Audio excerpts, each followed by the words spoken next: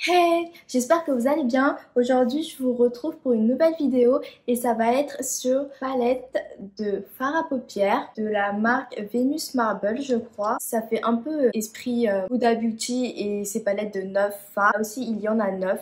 Le packaging, il est trop joli comme ça en marbré. Lilas, il y a un petit miroir qui est fait de bonne qualité. Même la palette, elle a l'air assez qualitative. Dans chaque fard, il y a 1,5 g. Et comme je vous l'ai dit, il y a 9 fards. En général, les mats sont un petit peu poudreux. Alors, il y a 4 mats, 5 lumineux, dont 3 top coats. Vous voyez la rangée en diagonale. C'est des top coats, je dirais, parce qu'ils sont pas super pigmentés, mais ils sont super jolis et lumineux. Ces deux-là, ils sont genre satinés. Sont hyper pigmentés aussi. En général, tous les autres fards, ils sont pigmentés, mis à part la rangée en diagonale, qui sont plus des top coats pour moi. Les fards mat, ils sont un tout petit peu poudreux, mais c'est rien de très dramatique. C'est pas pire que les Anastasia, si je compare. Ou même les Huda Beauty sont plus poudreux. Alors, cette palette-ci, moi, je l'ai achetée en Chine. J'y étais l'année dernière. J'en ai déjà 3 et franchement, je les aime beaucoup. Je trouve que qualité-prix, je dirais une palette de style Huda Beauty ou Anastasia. Je sais pas si vous pouvez les retrouver en France, mais j'espère. Peut-être sur AliExpress parce qu'il y a un site en Chine qui s'appelle Taobao. C'est dessus que j'ai acheté. Il y a 4 petites palettes comme ça.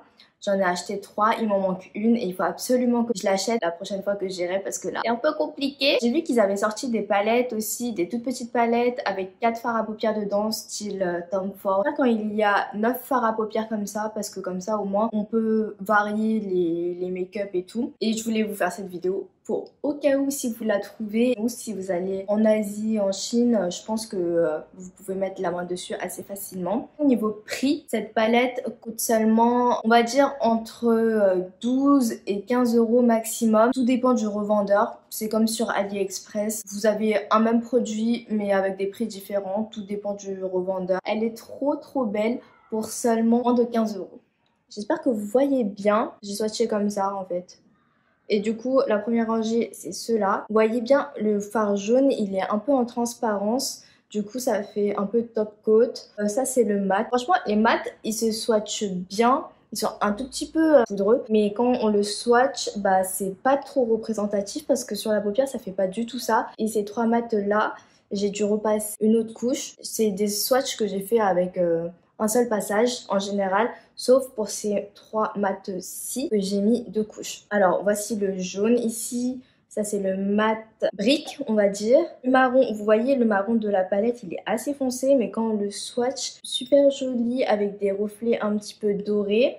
Ensuite le pourpre ici, c'est une base un peu rouge foncé avec des paillettes un petit peu dorées et argentées, super beau. Le fard au centre de la palette, il est duochrome, une base marron et quand il y a des reflets bleu-violet, même quand je bouge la palette, vous voyez les reflets.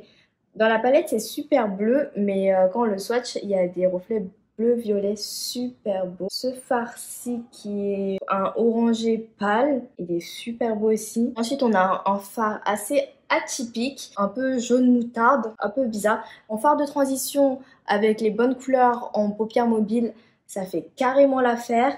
Ensuite, on a le saumon ici, hyper beau. Le dernier fard qui est ici, celui-là, vous voyez qu'il est genre vert, mordoré un peu, mais quand on le swatch, il est un peu en transparence, il a des reflets un peu orangés, dorés, et vous voyez bien que tous les fards ne se ressemblent pas du tout. Donc on peut avoir un maquillage super différent, tout dépend des fards que vous choisissez, que ce soit en transition ou sur la paupière mobile. Ah oui, je vous ai pas dit, mais le premier fard ici, le jaune, vous voyez super jaune avec des reflets un peu verts. Sur mon bras, en tout cas, il a des reflets bleu-vert aussi sur une base jaune. Voilà pour les swatchs. Bon, là j'ai essayé de faire partir les swatchs. Comme vous pouvez le voir, mon bras il est un petit peu rouge, mais bon, parce que j'ai frotté avec la serviette. Et il y a quelques fards qui ont un petit peu marqué ma peau. Les 3 fards ici sur le début, du coup, c'est les un peu rouge marronné. Ils étaient plus pigmentés apparemment et j'ai plein de paillettes.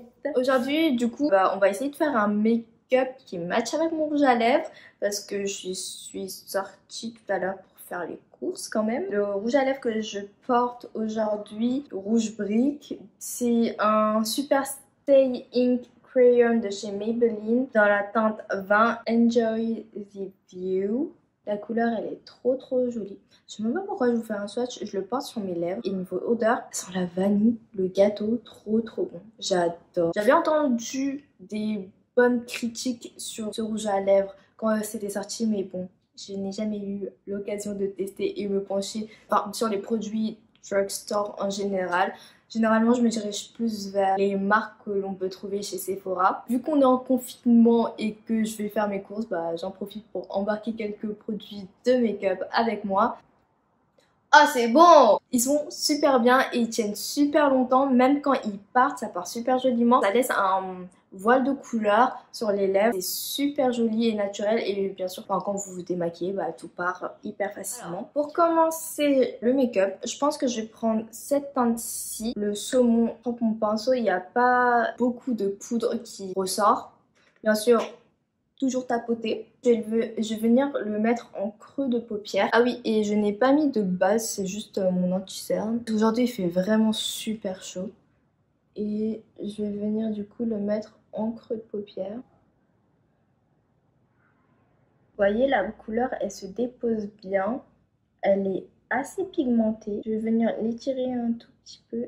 Pinceau creux un petit peu en boule comme ça qui vient de chez Morphe. Je viens en mettre directement aussi en gratte-cils inférieur que j'estompe très grossièrement et je connecte avec le haut. Vous voyez, je l'étire bien. En ce moment, j'aime bien faire ça. Là, je vais bien l'étirer vers le sourcil. Ça fait un œil beaucoup plus étiré et œil de chat. J'aime bien. Avec un pinceau propre, celui-là il vient de chez AOS Studio. C'est un pinceau assez fluffy. Je vais venir juste flouter un petit peu les bords tout en étirant la matière. Ça fait longtemps que je m'étais pas maquillée les yeux face caméra. Voilà ce que ça donne pour le moment. Avec un pinceau double embout de chez Urban Decay que vous avez dans les palettes. J'ai pris ça parce que c'est pratique. Je vais rajouter cette couleur-ci. Là, vous voyez, il y a un peu plus de poudre. Je vais venir le mettre en coin externe. Et vous voyez, ce pinceau, il est assez bien pour déposer la matière. Je vais venir en mettre aussi en coin externe. Au ras de cils. Je connecte. Vous voyez, je le dépose très grossièrement. Moi, je vais utiliser ce pinceau-ci. Il m'a l'air un peu plus dense et plus précis. Pour ramener un petit peu la couleur en creux. Vous voyez la différence, ça fait un œil beaucoup plus défini et ça rajoute un peu d'intensité au maquillage. Là, nous avons une jolie transition de couleur. Tout est super bien étiré, je trouve, et blendé. Là, on va mettre juste une couleur sur la paupière mobile. Je vais utiliser cette teinte-ci qui était bleutée parce qu'il y a plein de reflets dedans. Et au pinceau, ça se prélève assez bien quand même. Et vous voyez, avec les couleurs qu'on a mis avant, font bien. Après, si vous voulez plus d'intensité, bien sûr, vous y allez au doigt et ce sera beaucoup plus intense. Après, je blende un petit peu avec mon doigt. Vous voyez, avec le doigt, il y a beaucoup plus d'intensité et la couleur elle est vraiment super belle. Voilà ce que ça donne. Après si vous voulez plus d'intensité, vous pouvez sprayer un peu de fixateur de maquillage sur votre doigt et ensuite appliquer la couleur. Moi ça me suffit. Je reviens prendre mon pinceau pour transition. Je viens flouter un tout petit peu les bords pour qu'il n'y ait pas de démarcation. Avec ce pinceau-ci, l'embout plat là, je viens en mettre un tout petit peu en coin interne du ras de cils inférieur. Donc ça rajoute juste un tout petit peu de quelque chose et je trouve ça assez joli. Et en coin interne, j'ai bien envie d'essayer le petit gold, mais que au pinceau. Celui-là par contre, il est un tout petit peu pailleté.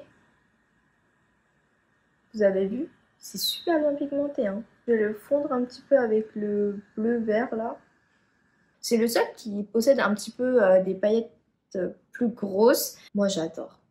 Non, moi j'en ai fini avec le make-up pour les yeux. Du coup, en vrai, c'était assez simple à utiliser. J'ai utilisé 5 fards, ce qui est pas mal en soi pour vous montrer. Et je trouve ça vraiment joli. Vous pouvez faire un trait de liner et tout avec, mais moi, je veux pas en faire. Je vais juste mettre du mascara. Pour le mascara, je vais juste utiliser le Paradise Ecstatic de chez L'Oréal dans la teinte marron. Voilà ce que ça donne le mascara appliqué. Et j'utilise du marron parce que je trouve que ça fait un effet beaucoup plus naturel. C'est ce que je préfère. Bon, bien sûr, si vous appliquez du mascara noir, ça fera joli, ça définira beaucoup plus les cils. Moi là, j'aime bien le marron en ce moment, donc voilà. Voilà ce que ça donne.